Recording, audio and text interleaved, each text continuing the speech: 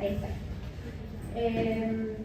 ¿Ustedes tuvieron laboratorio de tinciones o vieron algo de tinciones?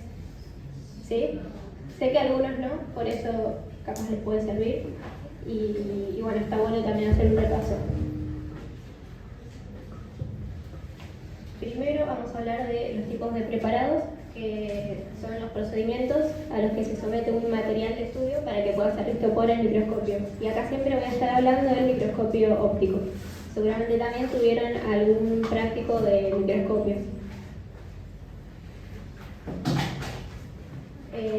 Tenemos el frotis y el extendido, que son asociaciones de células libres, a diferencia del corte histológico. En el frotis las células son de distribución heterogénea porque se desprenden. Es decir, se trata de epitelios que se van a desprender, son células libres de epitelios. Ahora vamos a ver imágenes. En cambio, el extendido, si bien también son células libres, están distribuidas por un líquido, que puede ser sangre o líquido cefalorraquídeo, y se distribuyen de forma homogénea. En cambio, el corte histológico, las células conservan su estructura original, que por eso se trata de preservar en los preparados. Es un bloque compacto que es representativo del tejido original. Si bien no lo llega a igualar, ahora vamos a ver por qué. El frotis, como dije, son células epiteliales, son células libres que se desprenden. Esto es una característica de los epitelios, que las células más superficiales se desprenden, y por eso nos permite tomar la muestra, por ejemplo, en la mucosa yugal, acá. También la técnica de citología de Papanicolau, que se toma una muestra de las células del cérvix. Y otro ejemplo es el lavado broncoalveolar, que tomamos una muestra de las células que se desprenden del epitelio respiratorio. Acá, como ven en la imagen, son células epiteliales, son redondas, poliédricas, que en realidad esta no es la estructura que tienen en el epitelio, sino que al frotar, por ejemplo, con un hisopo, al tomar la muestra, se descaman. ¿Eso se entendió? Bien, en el extendido, en cambio, las células tienen un medio líquido, que puede ser la sangre o el líquido cefalorraquídeo. La técnica, como se ve en la imagen, en un portaobjetos se pone una gota de sangre y se desplaza a 45 grados con el cubreobjetos, y así se trata de distribuir de forma homogénea. Esto nos permite ver la morfología de los eritrocitos, los leucocitos y las plaquetas. Esto se usa. Lo importante es saber que tienen aplicaciones en la clínica. Más que nada acá el Papanicolau, no sé si alguna vez lo escucharon, y el extendido también se realiza, se pueden diagnosticar muchas enfermedades. Por ejemplo, conociendo la morfología de los eritrocitos, obviamente no tienen que saberlo, mientras sepan la morfología normal. En situaciones patológicas, la forma del eritrocito se altera, entonces eso nos permite hacer un diagnóstico. Acá, por ejemplo, hay eritrocitos con morfología alterada, y también los leucocitos son blastos también. Esto nos ayuda, por ejemplo, a diagnosticar algunos tipos de anemias o algunos tipos de leucemias. Repito, no tienen que saberlo, pero está bueno saber cuál es la aplicación clínica. Acá el corte histológico conserva la estructura original, lo más parecido al tejido. Y acá lo que quiero mostrar en esta imagen es cómo el aspecto del tejido puede cambiar según cómo sea el corte histológico. Por ejemplo, en una estructura tubular, si nosotros hacemos un corte transversal, la estructura puede ser un vaso sanguíneo, un conducto, un órgano hueco, como el tubo digestivo. Depende cómo sea el corte, podemos verlo de una forma distinta. Por eso a veces puede confundir un poco y esta imagen me pareció ideal para explicar cómo puede cambiar el aspecto. Por ejemplo, ahí solamente vemos la pared, ahí vemos la pared y la luz de un vaso sanguíneo, por ejemplo. ¿Y cómo diferenciamos si estamos frente a un frotis, un extendido o un corte histológico?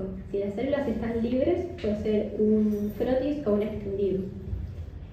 Pero si se respeta la organización original, es un bloque compacto, bien estructurado, se trata de un corte histológico. Y después, si están libres pero se distribuyen de forma homogénea, es un extendido, y heterogénea es un frotis. ¿Esto de qué se trata? ¿Qué puede ser? Sí, es un frotis. Se ven las células epiteliales superficiales. ¿Y qué puede ser eso que está ahí adentro?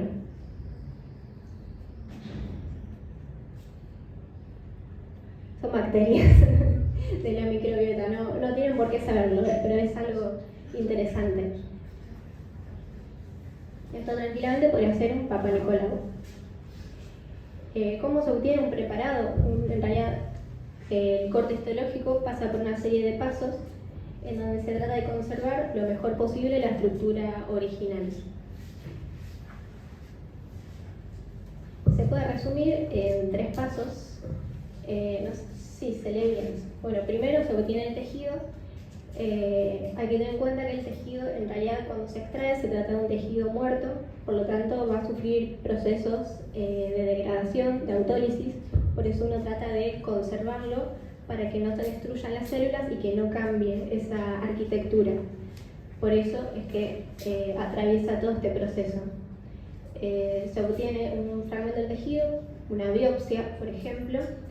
El primer paso es que se tiene que fijar, como dije, para que se conserven todas las estructuras, especialmente los ácidos nucleicos, las proteínas.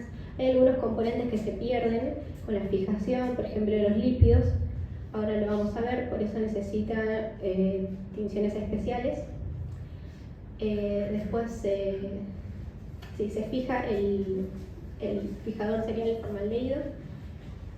El siguiente paso es que se va a deshidratar, se sumerge en alcohol.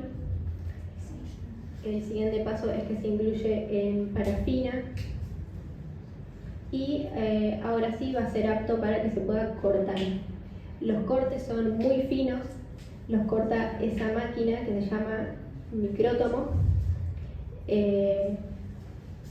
Yo siempre lo asemejo como una máquina de fiambre. Tiene que cortar rodajas muy finas, son aproximadamente de 2 a 5 micras, o sea, son cortes muy finos, para que pueda penetrar la tinción y para que pueda visualizarse, para que pueda entrar correctamente la luz. No sé si eso se entendió bien. Bien. Después se vuelve a sumergir en alcohol, se quita la parafina y ahora sí ya se puede colorear, que es el último paso. Cuando ya se hace la tinción, ya se puede poner ya se puede visualizar en el microscopio. ¿Y por qué se usan tinciones? Si yo hago todo este proceso y no tiño el preparado, la verdad es que no voy a ver nada, porque lo que necesita para ser visualizado en el microscopio es que haya un contraste. O sea, el colorante va a generar contraste que me permite ver las estructuras que van a captar de forma distinta el contraste, según los elementos, que ahora lo vamos a ver. Sí.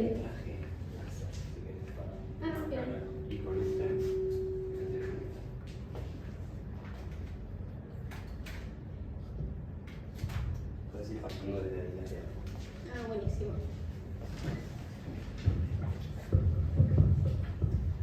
Entonces, para ser teñido necesita que el corte sea muy fino, que penetre la luz y que la tinción genere contraste entre los distintos elementos para que pueda ser visualizado.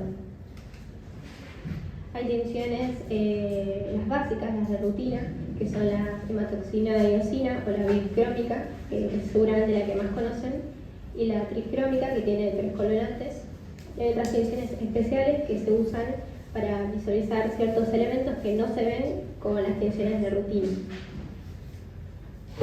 ¿Hicieron en práctica de tinciones en algún laboratorio? ¿No? Bueno. ¿Y algún práctico de...? ¿No? ¿Nada? ¿Las conocen las tinciones? Bien. Capaz es algo nuevo. Lo que más me interesa es la bicrómica, que es la que más van a ver. Los preparados de la facultad, la mayoría están tenidos con hematoxina y iosina, algunas con tricrómica, y algunas imágenes que yo usé son de preparados de la facultad, así que seguramente los van a ver en algún momento. Estaría bueno que puedan usar el microscopio. Y bueno, las tinciones especiales, ahora los vamos a ver. La tinción bicrómica de hematoxina y iosina. Lo más importante es saber que la hematoxina se tiñe de violeta y la eosina de rosa. Traté de anotarlo para que se entienda bien cuál es el fundamento de esta coloración. ¿Por qué se ve violeta? La hematoxilina es un colorante básico que tiene carga positiva. Por lo tanto, los elementos que van a captar la hematoxilina van a ser lo contrario, ácidos con carga negativa. ¿Qué ejemplos tenemos? Ácidos con carga negativa, los ácidos nucleicos, el ADN, es lo que más me interesa. Y estos componentes que captan hematoxilina se llaman basófilos, que tienen afinidad por este colorante. En resumen, en los colorantes básicos captan estructuras ácidas y lo contrario. La eosina se tiñe de rosa, es un colorante ácido que tiene carga negativa, por lo tanto los compuestos que tienen carga positiva o que sean básicos van a captar este colorante.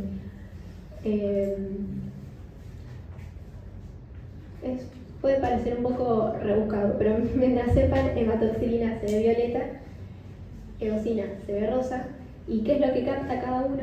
Después, cuando vemos las tinciones especiales, cada una capta un elemento en particular. Saber que los elementos eosinófilos tienen afinidad por lo ácido, por la eosina, son estructuras básicas. ¿Y qué van a hacer? Las proteínas, más que nada. Proteínas ya sea intracelulares, o sea, el citoplasma se va a ver rosa, y las proteínas extracelulares, todo lo que es matriz extracelular, se va a ver también rosa. Acá otra imagen para que se entienda mejor. Está bien explicado, esto se los dejo y después se los voy a ver cómo lo puedo pasar. No sé qué libro usan, pero usan el ROS, el Geneser. ROS. Bueno, entonces puede que les sirva. Puede ser un poco rebuscado los primeros capítulos que hablan de tinciones, por eso traté de simplificarlo. ¿Esto se entendió?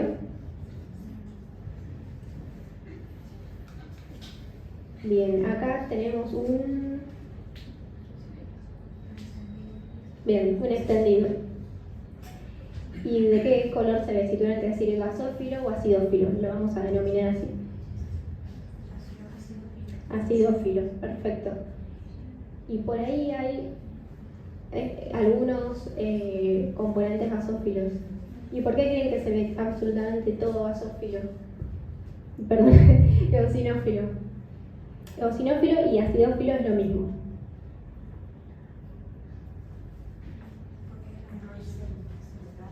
¿Cómo?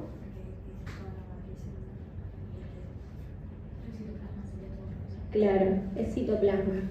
Estos son glóbulos rojos, son células que no tienen núcleo, por lo tanto La hematoxilina, como tiñe los núcleos, acá no se va a ver.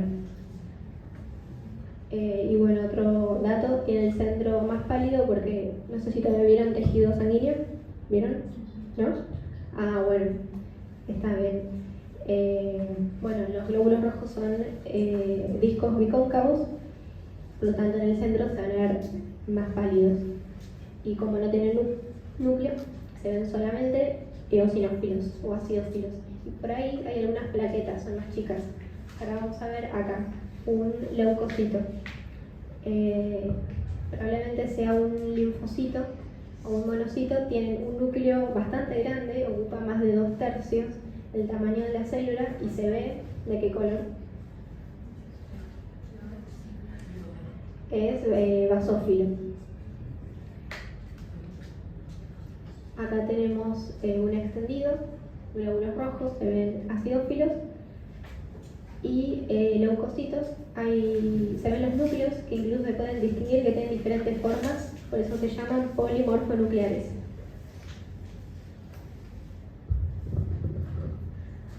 Acá un tejido muscular, se puede ver las distintas formas del núcleo, pueden ser más redondos, aplanados,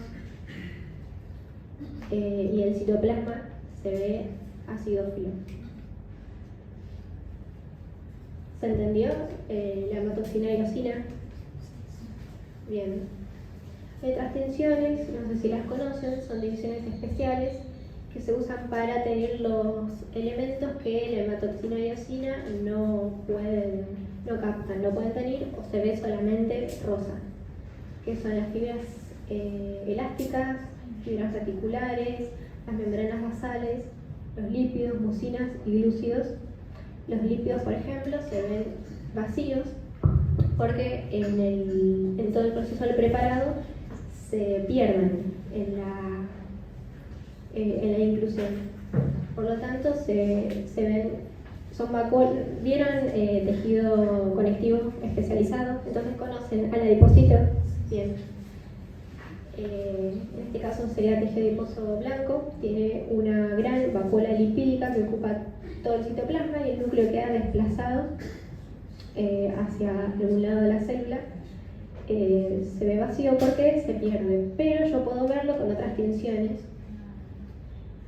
que ahora las vamos a ver.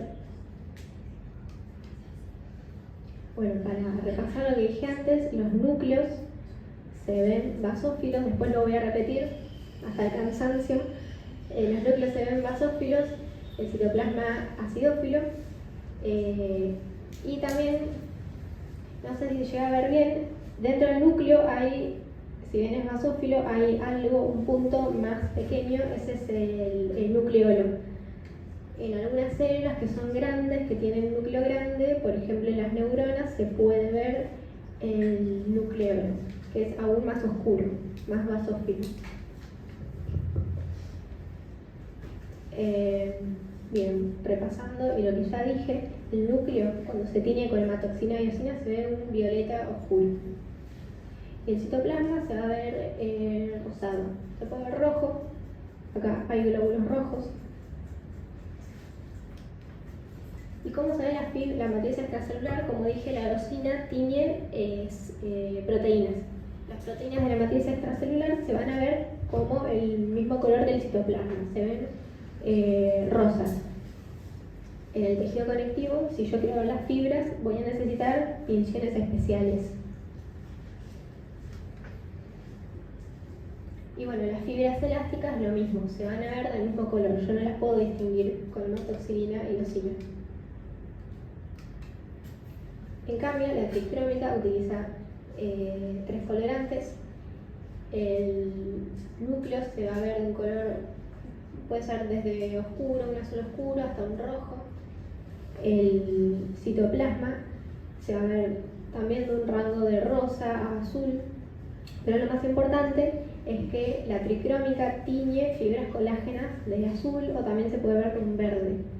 Depende si se usa el verde luz o el azul de anilina. Las fibras elásticas no las tiñe.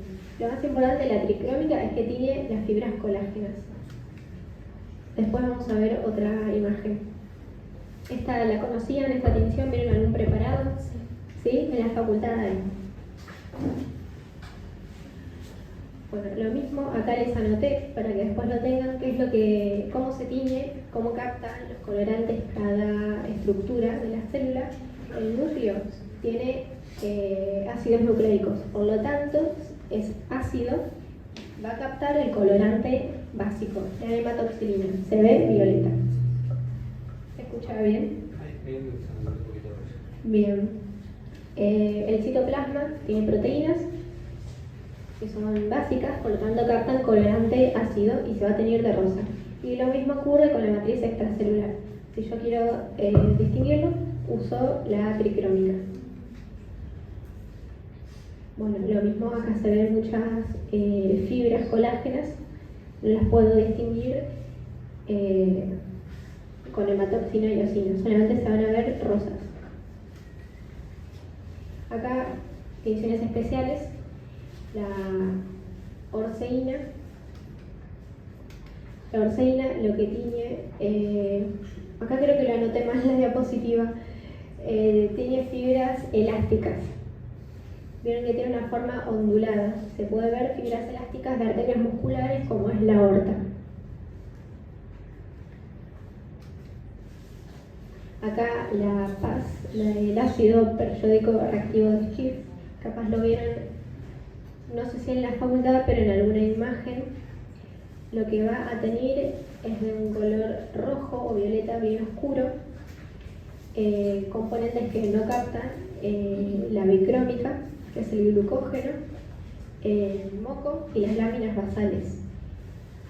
Acá esta es una glándula que tiene secreción de moco, que es lo que se ve ahí adentro del tejido. Se ve bien violeta.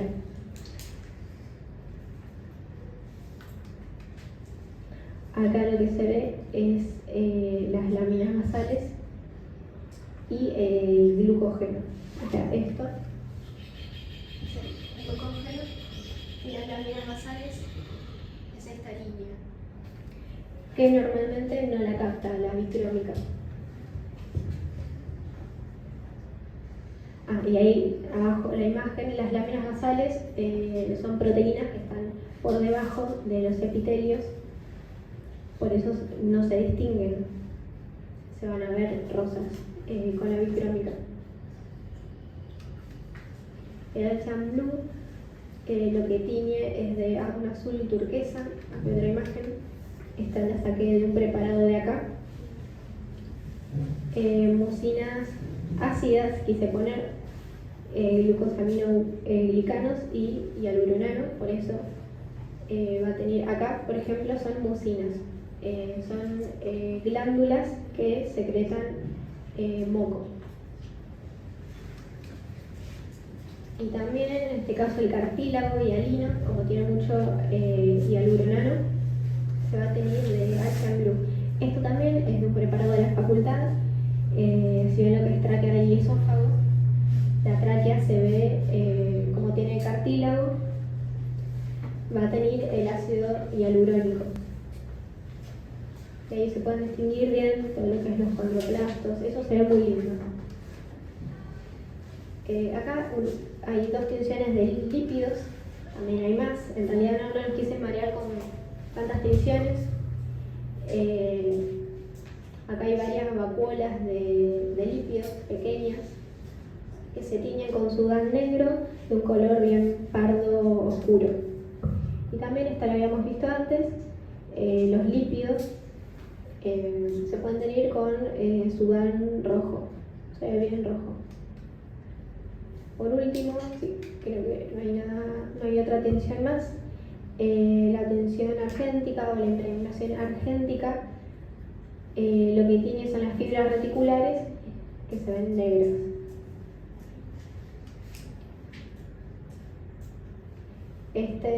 Después de... Espero no haberlos mareado. ¿Esta qué tensión es?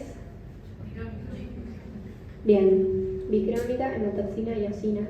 Incluso se pueden diferenciar bien que hay células que son más basófilas y células más eosinófilas, que tiene que ver con su grado de actividad, o sea, si tienen más síntesis de proteínas. En este caso es la hipófisis, que incluso hay células que se llaman, según su aspecto, en el microscopio óptico con atención micrómica, se dicen que son células acidófilas, basófilas o cromófobas. También, no sé si lo puse, bueno, más adelante, cuando vean tejido sanguíneo, hay células que se llaman, los polimorfos nucleares se llaman eosinófilos, basófilos y neutrófilos, según cómo capten la atención. Así que por eso también es muy importante conocer los fundamentos de esta atención. Y acá se ven muchos elementos basófilos, perfecto. Se trata de células, probablemente un tejido linfático, ya que son células que tienen un núcleo muy grande que ocupa casi todo el citoplasma. Se ve basófilo, tejido linfático. Y acá creo que se ve bien. Dentro de una misma célula hay cierta polaridad, es decir, se distingue el núcleo basófilo del citoplasma, eosinófilo, pero en la parte apical lo que se ve es que hay aún más acidofilia. Y esto es porque son células que tienen gránulos, bien acidófilos, tienen una secreción. ¿Se ve bien?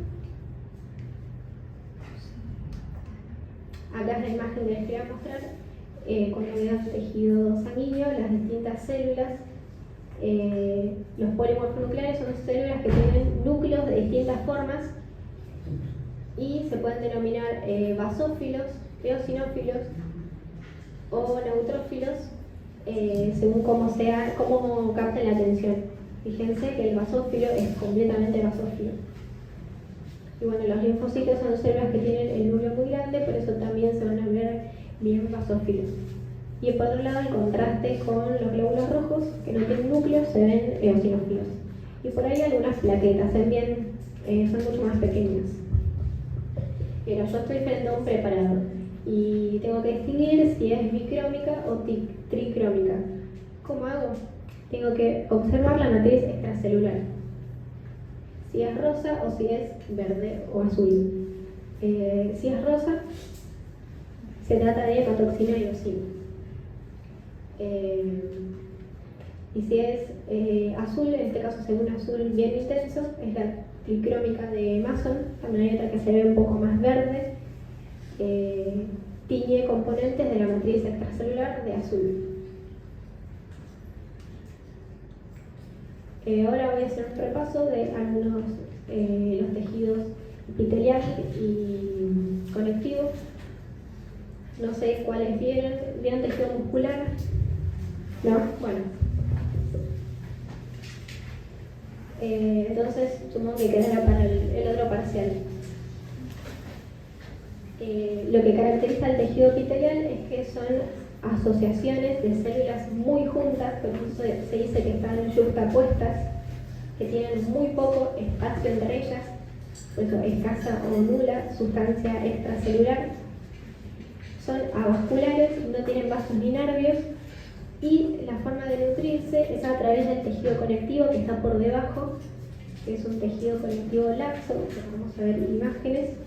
Tiene una estructura polar, eso quiere decir que tiene dos regiones, una región apical que da hacia la luz y una región basal o vasolateral que está puesta en contacto con el tejido conectivo por debajo, y están unidas por varios tipos de uniones, algunas de forma estrecha. Forman el parénquima de los órganos. No sé si alguna vez escucharon el concepto de parénquima y estroma. ¿Les suena? ¿Nunca? Bueno, lo van a leer bastantes veces. El parénquima de los órganos es la parte que tiene la función, y en general es el tejido epitelial el que le da la función al órgano. Por eso uno habla a veces de parénquima hepático o parénquima pulmonar. Esos conceptos los van a escuchar. Por eso son las funciones que son llevadas a cabo por el tejido epitelial. Y también necesitamos un estroma. El estroma de un órgano es el tejido conectivo que le da sostén. Después, cuando veamos tejido conectivo, vamos a ver que está asociado, los epitelios siempre están asociados a un tejido conectivo. Bien, tipos. Tejido conectivo de revestimiento, glandular y neurosensorial. Ahora vamos a ver varias imágenes. Y las funciones van a depender del tipo de epitelio, la ubicación, en general de protección, más que nada los epitelios estratificados que tienen varias capas, que están en contacto con el exterior o con alguna luz, de transporte, secreción y absorción, depende cada tipo de epitelio. Ahora vamos a ver cada uno. Y esta imagen es de es un epitelio estratificado plano, no queratinizado. Por debajo hay un tejido conectivo. Se ve ahí, apenas se ve. Como concepto, todos los epitelios están asociados por debajo con un tejido conectivo porque es el que le va a dar la nutrición. Porque es avascular, no tiene vasos ni nervios. Acá un tejido conectivo, tejido epitelial estratificado, plano, queratinizado. Ahora vamos a ver cada uno. ¿Y cuáles son las funciones? Además de las que mencioné, los epitelios que se llaman de revestimiento cubren superficies, ya sea internas o externas. Superficies externas tenemos la piel, y superficies internas, en este caso, puede ser el esófago o puede ser la vagina, porque es un epitelio no queratinizado, estratificado no queratinizado.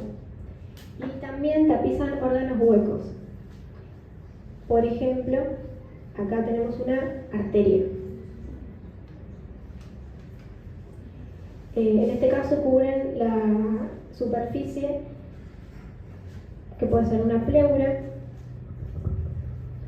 y otro ejemplo de órgano hueco, la vesícula biliar. Lo que mencioné como concepto me gustaría que quede claro que están asociados siempre por debajo a un conectivo lácteo. Estos son todos casos de piel. Esto es todo piel. ¿Por qué me doy cuenta? ¿Vieron piel? ¿No? ¿Todavía no? Bueno, entonces les puede servir. Lo que tiene la piel es que por debajo de la epidermis, el tejido conectivo se llama dermis. La dermis tiene dos capas. Una es la papilar, es porque forma unas papilas. Vieron que tiene una forma ondulante, como de papilas. Y es que de esa forma trata de darle la irrigación que necesita la piel. El epitelio simple plano es un epitelio que también se denomina escamoso. Son células bajas, planas, que pueden ser alargadas, o sea, son más alargadas que altas. ¿A dónde los vamos a encontrar? Cuando están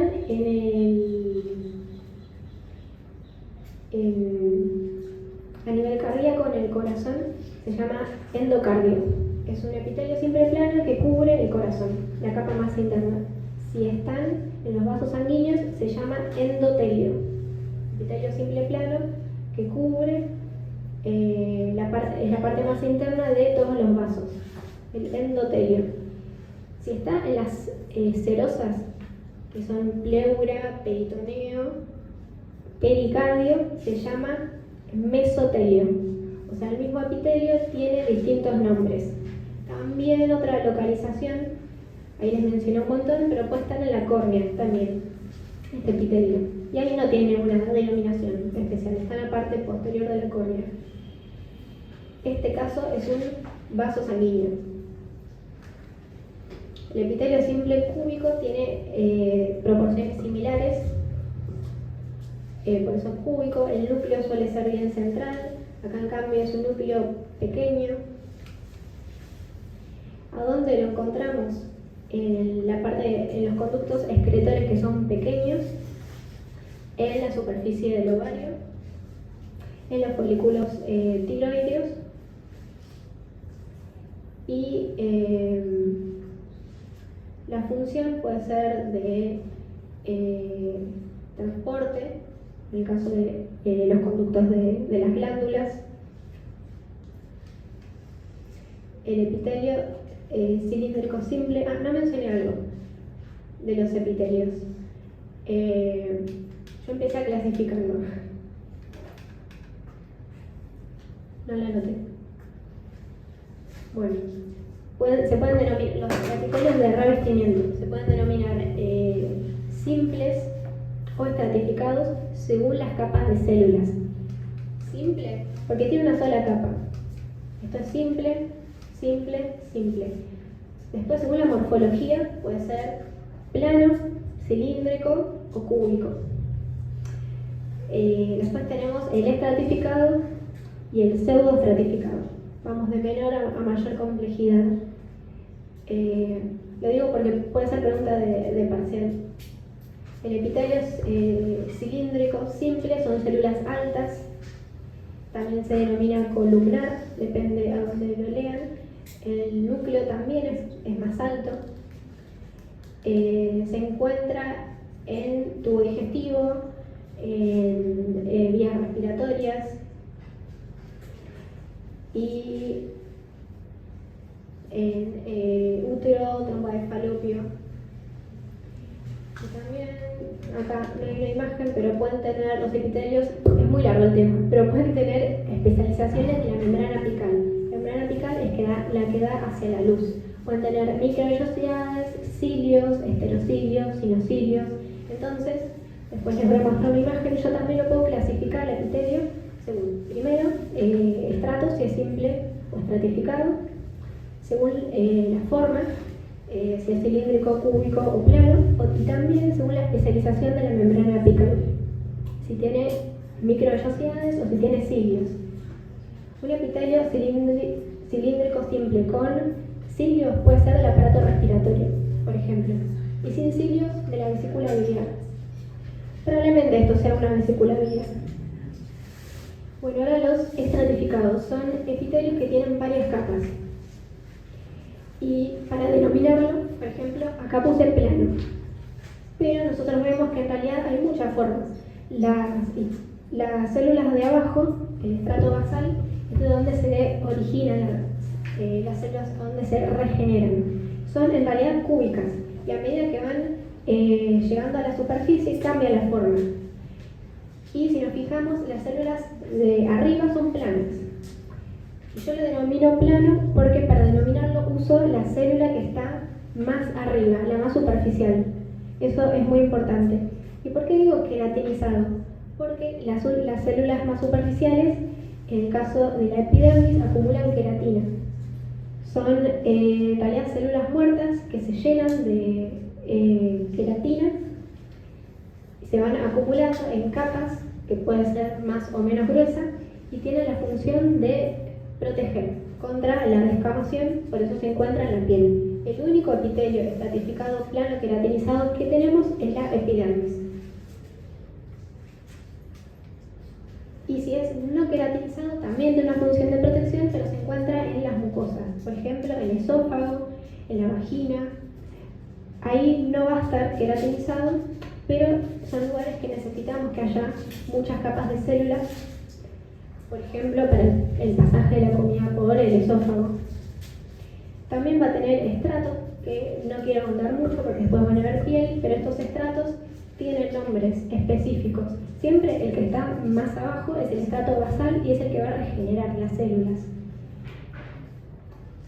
Y siempre la denominación es según el estrato más apical, el superficial, que van a ser planas las células, por eso plano, y sin queratina. La queratina se distingue bien cómo es, ¿no? Ahí parece que forma una red, pero es cómo se preparó, cómo se conservó el preparado.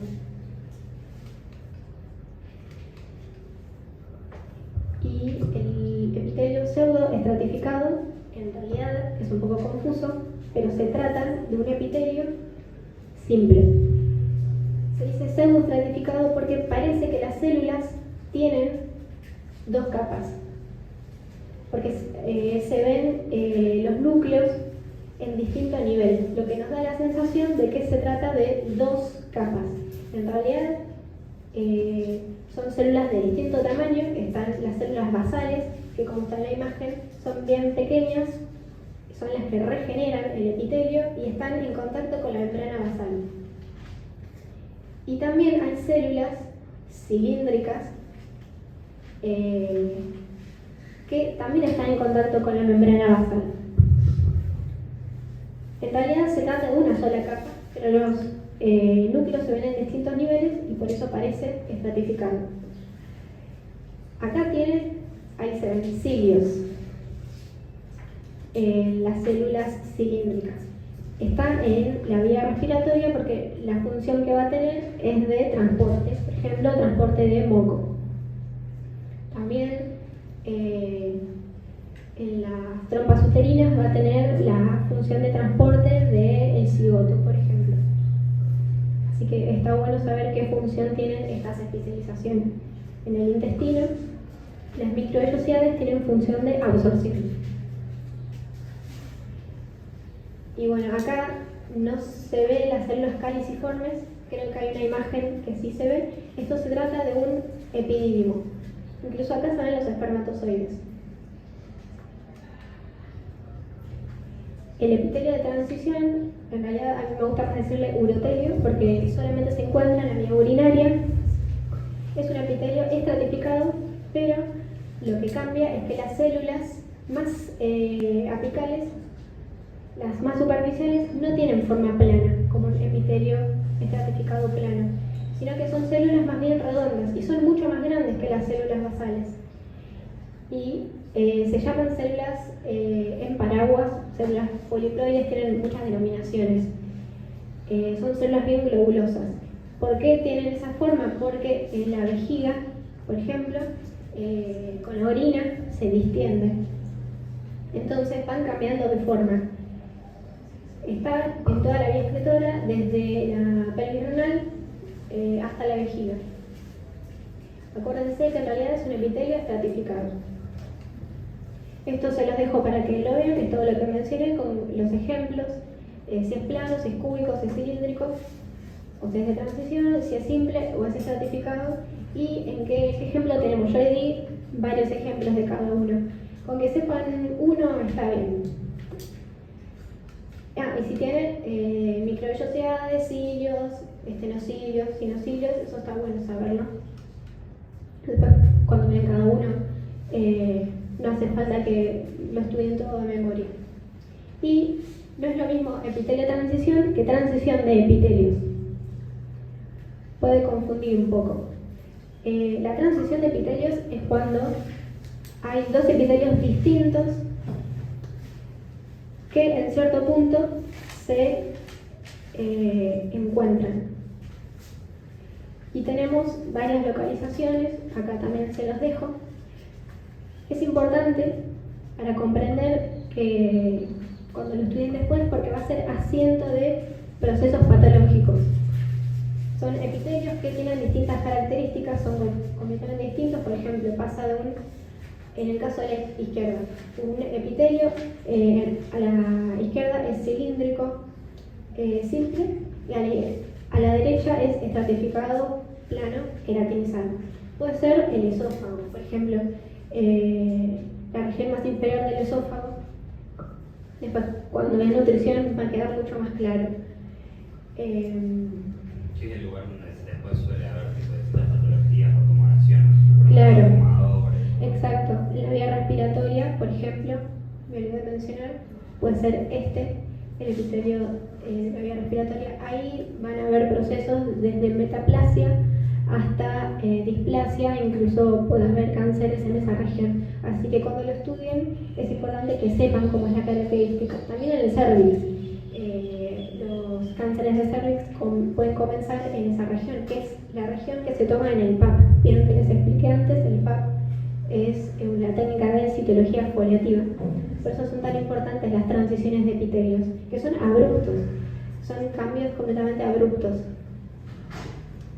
salvo en la región del ano, cuando vean nutrición, hay varios tipos de epitelios. Acá son todas las regiones que tienen esta transición. Para mí lo más importante es tubo digestivo, cuello uterino y vía respiratoria, que son estos tres ejemplos. Yo les mencioné todos los epitelios de revestimiento. Otro tipo de epitelio es el glandular, que puede ser endocrino o exocrino. Los epitelios glandulares son los que producen secreciones. Si la secreción se vuelca a un conducto, es un epitelio glandular exocrino. Y si la secreción se vuelca a la sangre, es un epitelio endocrino. Y si yo me fijo en un microscopio, puedo ver, por ejemplo, acá a la izquierda, son acinos pancreáticos que vuelcan el contenido, la secreción, en conductos. Eso nos habla de que es un epitelio exócrino. Por otro lado, acá, a la derecha, hay células endocrinas, como me doy cuenta, porque hay sangre, hay muchos capilares. Entonces, ahí es a donde vuelcan su secreción. ¿Qué pasa? Esto es un islote pancreático. En un mismo órgano, cuando hay tejido glandular endocrino y exócrino, se llama anficrino. No sé si alguna vez escucharon ese concepto de anficrino. ¿Sí? Bien. Este caso es el páncreas, pero puede ser el ovario, el testículo. De tejido conectivo, ¿se entendió bien de tejido epitelial? Bien. Lo que se diferencia del tejido conectivo es que las células están mucho más separadas y tienen una matriz extracelular bien extensa, que tiene dos componentes, la sustancia amorfa y las fibras, que ahora las vamos a ver. ¿Cuáles son las funciones? Función de sostén, tiene vasos sanguíneos, linfáticos, nervios, forma lo que son tabiques y cápsulas de los órganos, forma el estroma y rodea, los que están por debajo de los epitelios, los rodean. El estroma, como dije antes, es la parte del órgano que le da sostén al parénquima. Y dentro del tejido conectivo se producen las reacciones inflamatorias gracias a los tipos de células móviles. Mencioné componentes del tejido conectivo, células, sustancia extracelular que tiene componente amorfo, que es agua y proteínas, y las fibras. En cuanto a las células, podemos clasificarlas en residentes, que son las células fijas que forman y están siempre presentes en el tejido conectivo, que son los fibrocitos, fibroblastos, en el caso del tejido conectivo, pero puede haber también condrocitos, adipocitos, osteocitos, en los tejidos conectivos especializados, en el adiposo, óseo y cartilaginoso. En esta imagen se ve un fibroblasto, que es una célula fusiforme, alargada, tiene un núcleo también alargado. Se llama fibroblasto cuando secreta los componentes de la matriz extracelular cuando está en actividad, y fibrocito cuando está en reposo, pero en realidad se trata de la misma célula. Y las células móviles son transitorias, no están siempre presentes en el tejido conectivo, pero en ciertas situaciones, como una respuesta inflamatoria, pueden arribar desde la sangre, que son los macrófagos, eosinófilos, linfocitos, plasmocitos y mastocitos. Son todas células del tejido, del sistema inmunitario. Acá se ven macrófagos con una atención especial. En la hematoxina y eosina no se suelen ver muy bien, pero en esta atención de Hassan se ven negros porque los macrófagos son células fagocíticas que tienen función de fagocitar ya sea células, bacterias o cuerpos extraños. Los macrófagos tienen una distribución muy amplia por todo el cuerpo, están en el tejido conectivo, están también en el hígado, que tienen denominaciones especiales. En el hígado son células de Kupffer, en los sinusoides esplénicos, en los macrófagos alveolares, los osteoclastos, que son también macrófagos, la microglía del sistema nervioso, son macrófagos tienen función fagocítica y un montón de localizaciones. Bueno, y en el pulmón pueden fagocitar cuerpos extraños que nosotros respiramos. Cuando respiramos polvo de carbón, se llama andracosis. Como un dato interesante, no lo tienen que saber. Y bueno, esto es lo que muestra la atención. Y bueno, hablando de las fibras, acuérdense que con hematoxina y eosina, las fibras, todas las colágenas reticulares y elásticas se van a ver eosinófilas porque no las tiñe. Tengo que usar la tricrómica. Si quiero tener las fibras colágenas, se va a ver bien azul. Este es un azul, azul de Mason. Las fibras reticulares en realidad son fibras colágenas tipo 3. Hay un montón de colágenos, capaz que leyeron en una tabla, son un montón. El más abundante es el colágeno tipo 1. ¿Dónde encontramos fibras colágenas? En un montón de localizaciones. En la dermis, en todo lo que es cápsulas de los tejidos, en tendones, ligamentos, fascias. Son fibras que tienen función de resistencia. Las fibras reticulares solamente se tiñen con tinciones de plata, como la tinción argéntica, se ven negras. ¿A dónde las encontramos? En tejido linfático. Las fibras elásticas tienen varias tinciones. Yo les mostré una de orceína, esta es una de Van Gieson.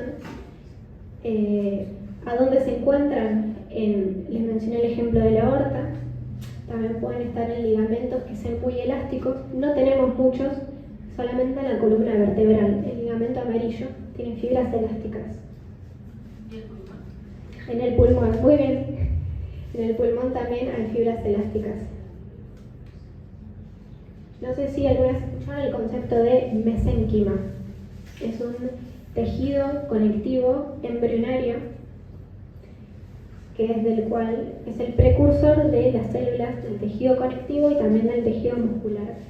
Es un tejido que parece más bien laxo, con abundantes células, poca matriz extracelular, tienen prolongaciones y de él derivan los fibroblastos, osteoclastos, adipocitos y fibras musculares. Es un tejido poco diferenciado, es decir que de él pueden originarse varios tipos de células. El tejido conectivo se puede clasificar en denso o laxo principalmente, después hay otros tipos como el reticular. Lo que lo diferencia es la cantidad de células, de fibras o de sustancia amorfa. En el caso del denso, que es esta imagen es un muy buen ejemplo, tiene una gran cantidad de fibras, pero poca cantidad de células. Las células están señaladas ahí, son los fibroblastos, y las fibras es todo el resto. Las fibras pueden tener distintas direcciones, pueden ser regulares, como en el caso de los tendones y fascias. En ese caso es tejido denso regular, y el tejido denso irregular es el que las fibras tienen distintas direcciones, que es donde lo encontramos la mayoría de las veces, en cápsulas y en la dermis. No sé si llega a ver muy bien cuál es la diferencia entre denso y laxo. El laxo tiene mayor cantidad de células y menor cantidad de fibras. Está incluido en una sustancia amorfa más abundante. Y por debajo está el denso. Esto probablemente sea la piel. La dermis tiene una capa de tejido conectivo laxo, que es la que está justo por debajo del epitelio, y un denso que está por debajo, dermis papilar y reticular. Después lo van a entender. Acá no sé si se ve bien cuál es la diferencia, también puede que se trate de la piel. El tejido laxo tiene más células y el tejido denso tiene más fibras. Con que se queden con ese concepto, perfecto. Y acá también les dejo un cuadro de las propiedades de cada una de las fibras, las colágenas, las elásticas y las reticulares, que en realidad son colágenas tipo 3, pero tienen distintas propiedades. Las elásticas son muy distensibles, por eso están en el pulmón y en los vasos sanguíneos musculares. Bueno, esto es lo último como bibliografía.